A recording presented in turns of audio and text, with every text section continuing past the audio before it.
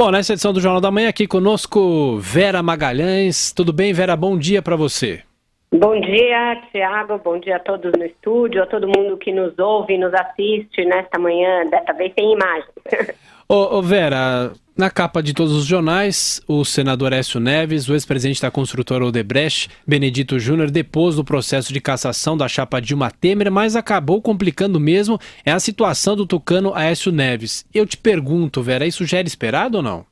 Era esperado sim, Tiago. A delação do Benedito Júnior já era considerada pelos investigadores da Lava Jato, que acompanharam as 77 delações do grupo, como uma das mais explosivas, a com maior poder de octanagem depois da do Marcelo Odebrecht.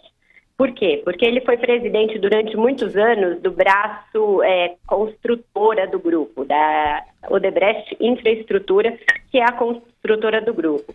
Com isso, ele financiou muitas obras para governos estaduais, ele negociava as obras dos governos estaduais, entre elas a grande obra da cidade administrativa de Minas, que custou 2 bilhões e foi inaugurada no último ano da gestão Aécio Neves em 2010. A Folha de São Paulo já havia tido acesso a uma parte da delação premiada do Benedito Júnior, em que ele dizia que a Aécio decidiu quais empresas fariam essa obra. O escritório do Oscar Niemeyer, responsável pelo projeto, não queria que nenhuma empreiteira pequena fizesse a obra, porque considerava que não teria como fazer uma obra de certa complexidade arquitetônica. Então, a Aécio teria reunido as grandes empreiteiras e comandado, segundo Benedito Júnior, uma fraude à licitação em que o cartel foi previamente escolhido, o consórcio que faria a obra foi previamente escolhido.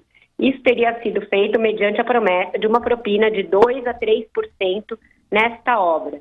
Então, já havia uma perspectiva de que a delação do Benedito Júnior complicasse o Aécio. E como isso foi parar no processo contra a chapa Dilma Temer? Porque o advogado do PT, Flávio Caetano, aproveitou o testemunho do Benedito Júnior sobre a propina para a chapa da Dilma e do Temer e fez perguntas também sobre o Aécio. O relator respondeu apenas rapidamente, porque depois ele foi interrompido pelo relator Herman Benjamin, que disse que aquilo era estranho, era um objeto estranho à investigação.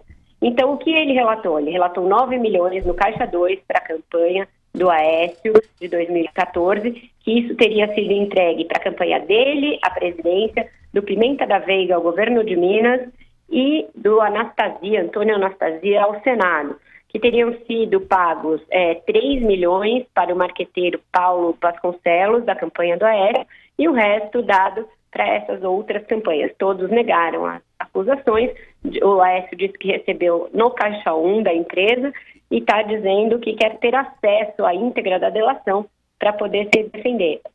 No dia anterior, no depoimento do Marcelo Odebrecht, Thiago, também já tinha sido citado o Aécio nessa mesma estratégia da defesa da Dilma de colocá-lo nas perguntas. Então, Marcelo Odebrecht teria dito no depoimento da véspera que doou dinheiro em Caixa 2 para o Aécio em 2014 e que isso teria sido negociado pelo próprio Aécio. Vera, mas não é a primeira vez, como você mesmo refere, embora tangenciando o processo, o fato é que de vez em quando aparece notícia de propina também para Aécio Neves. Essa aqui é a verdade. A pergunta é a seguinte: será que está começando a chegar ao fim a candidatura de Aécio Neves? Pois é, Joseval, você disse que não é a primeira vez. Além desses depoimentos que eu mencionei, o senador Aécio Neves já é alvo de um inquérito no STF, que não é exatamente concernente à Lava Jato, mas que surgiu de roldão ali nas acusações da Lava Jato, porque ele é acusado de ter recebido propina de uma diretoria em Furnas, da manutenção do Dimas Toledo no comando de Furnas. Ele foi acusado disso na delação de um dos delatores da Lava Jato, o lobista Fernando... agora me escapou o nome dele, mas aquele que é ligado ao Zé Dirceu. E o Delcídio do Amaral confirmou depois a mesma informação na delação dele. Então, esse processo é relatado pelo Gilmar Mendes no STF. Fernando Moura, pronto, voltou. Fernando Moura, isso. Eu ia sugerir Fernando Toledo, mas é Fernando Moura. Fernando Moura. E ele já responde a este inquérito. Então, agora deverá haver outro ou outros, a depender do que aparecer na delação da Odebrecht. Também tem uma perspectiva de um recall da delação da Andrade Gutierrez, que não citou essa propina na obra da sede administrativa, a despeito de também ter feito parte do consórcio que executou a obra.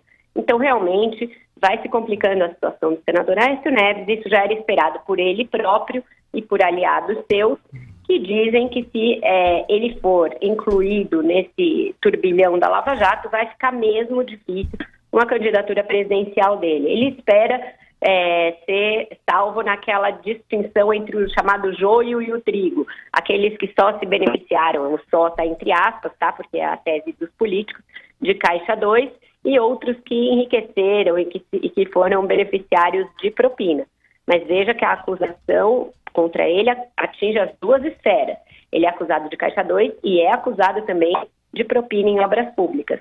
Então, não sei se será tão fácil para o senador Aécio Neves, vai se complicando a situação dele, e o PT tem um especial interesse em arrastá-lo para essa lama, porque isso terá reflexos justamente na eleição de 2018, quando eles esperam lançar de novo o ex-presidente Lula.